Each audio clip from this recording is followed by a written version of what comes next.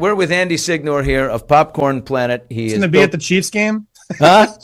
What's that? Can I bet if Taylor Swift's going to show up in the game at the Chiefs game? I want to do that bet. You like bet? Those are called prop bets, right? Well, you're a Tampa guy, so you got the Bucks there.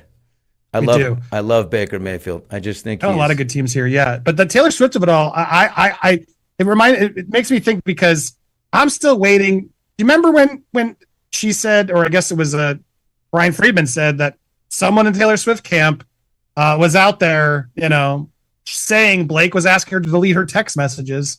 Yeah. Why would they have said that if they didn't have it?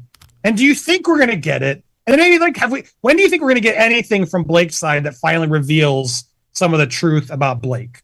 Do you think it's coming, Billy? I think it's coming in May of next year. Now, where the court date has been moved 2 months to May 18. Why not? We've been waiting so long. Will people be interested still then? I don't know. I think so. I mean, the best thing that Blake can have is just keep moving and moving and moving and moving. So eventually no one's paying attention. The problem is, I just don't think it's going to happen. I think that there's always news coming out and everyone is paying attention because you can see someone. I call it the Lance Armstrong effect. Lance Armstrong dug so deep into the lie that he couldn't get out. He was past the point of return, right? He was just like, I'm all in now. That's where Blake is. I always said the Diddy effect. Huh? The Diddy effect. The Diddy effect, yeah.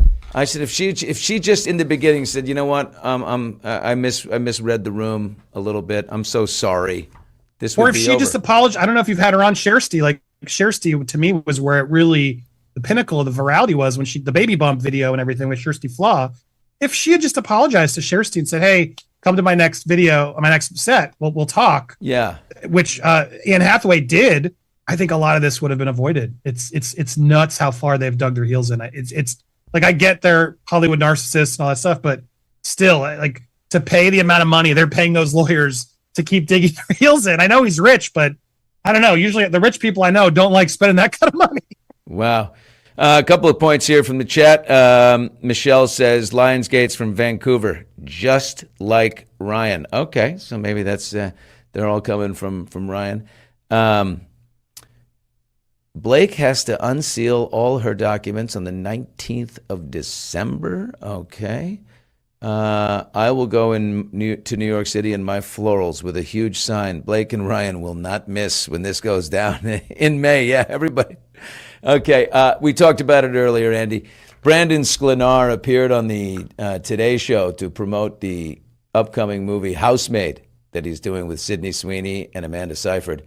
Intrepid journalist, world-class interviewer Al Roker, I'll let that sit for a second, was clearly prepped to ask Brandon how he succeeded in landing the role. Al is prepped on everything. He has a card and he reads what's on the card. That's it.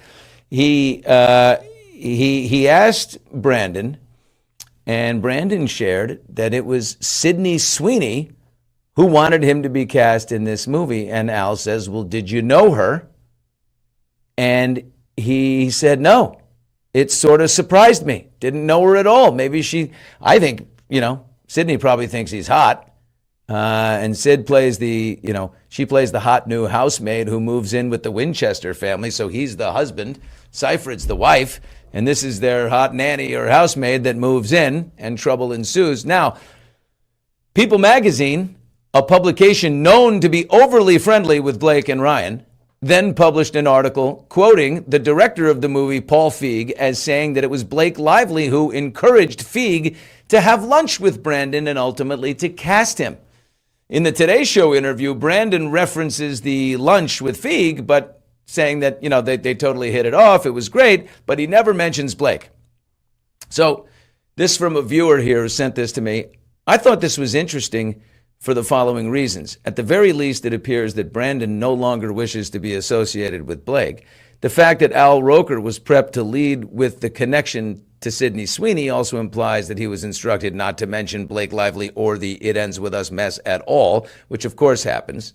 It's always the elephant. Whenever one of these people appears, like Jenny Slate on Good Morning America or Brandon Sklenar on the Today Show, and they don't touch it at all, I think it does a huge disservice. If I was this guy, I wouldn't do any press, because all I think about when I watch it is, and do you still support Blake?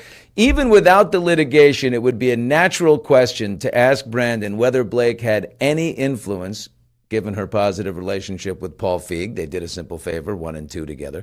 It also appears that Brandon no longer believes that he needs Lively or Reynolds to advance his career. Either that, or he just isn't afraid of them anymore.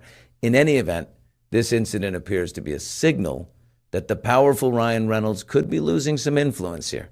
The People's story appears to be sending Brandon a message reminding him of how he got the job, and or an attempt to preserve Blake's relevance and influence. What do you think, Senor Signor? Well, I want to throw it back to you before I get, because you said something interesting I hadn't thought of, because you've done a lot of this TV stuff more than I have. Do you think the card that was written for Altus to read was preemptively trying to poke that question? Or do you think it was just a standard, like, hey, how'd you get the role? And they had no clue that was going to open up this hornet's nest? Absolutely. Al Roker bumbled into genius, if that's what we're calling it here. He had nothing to do. But to the producer, whoever wrote the card, do you think they bumbled into genius as well? No, I think they just wanted to find a way to bring up Sydney Sweeney's name, like everyone else, and it's the direct connection. I don't think they made the connection at all.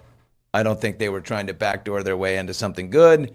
I just think it's. But yeah, it was telling, because Brandon clearly is changing his story and has erased Blake from his memory, as has Colleen Hoover of recent, where she did that big article where she's basically just said, I'm done with it all. I'm so embarrassed by the book. She was quoted. The fact that these people, Brandon and Colleen, were so adamant in the beginning of supporting Blake, the victim, have now gone quiet, to me tells you everything. I don't know how people can't see through this facade of Blake's argument when those two crucial people who were so vocal no longer are. Yeah.